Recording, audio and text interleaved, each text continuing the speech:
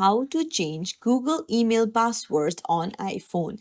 Hey everyone, welcome back to the channel. If you are new here, don't forget to hit the subscribe button and turn on the notification bell to not miss any updates. So today I'm going to show you how you can change your Gmail password in few simple steps. So let's dive right in.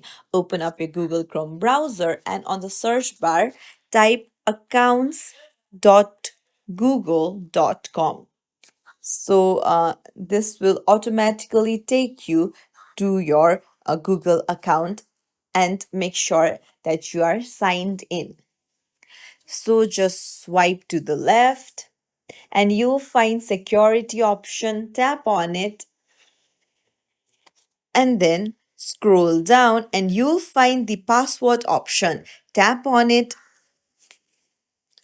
So, first things first, you'll need to verify that it's you. So, for that, you'll need to enter your password. Now, once you have logged in and verified that it's you, there you'll find the new password option. So make sure that you use at least 8 characters and don't use password from another site. Make sure that you are using capital letters, numbers, and characters to make your password strong and unique.